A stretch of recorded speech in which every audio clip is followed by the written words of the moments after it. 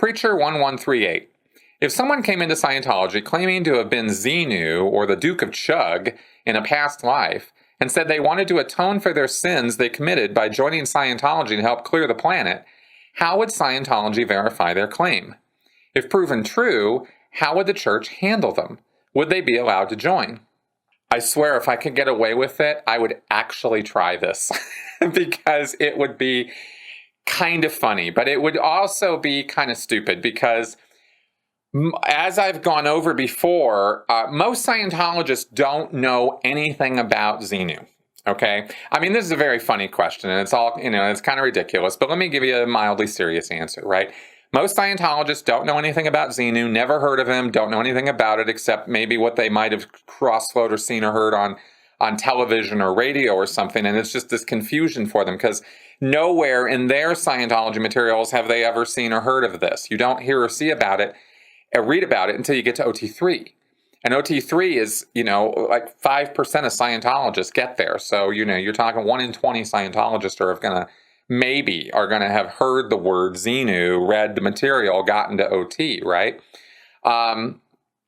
Yeah, I mean, might be a bit, even 5% might be a bit liberal on the estimation there. Duke of Chug, I mean, you're talking about a handful of people.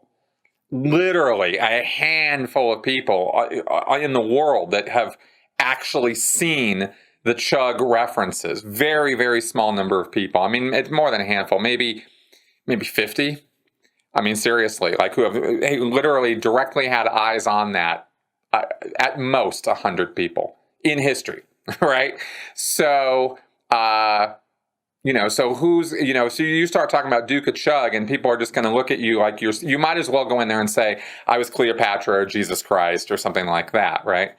And as far as, and if you then explained who you were, well, that's all very interesting. But if you said L. Ron Hubbard wrote about me, if you said I was the Duke of Chug and L. Ron Hubbard wrote about me, somebody might be like, how do you know that? Or where did he write about you? Like, nobody's going to have seen that issue. It is a extremely high-level confidential issue.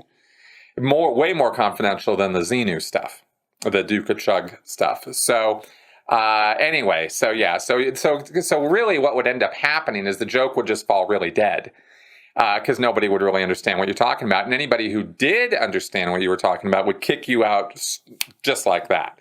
They'd be like, oh, you were Xenu. Okay, yeah, let's go, buddy. Just out the door with you. Nobody would give you the time of day is basically what would really happen.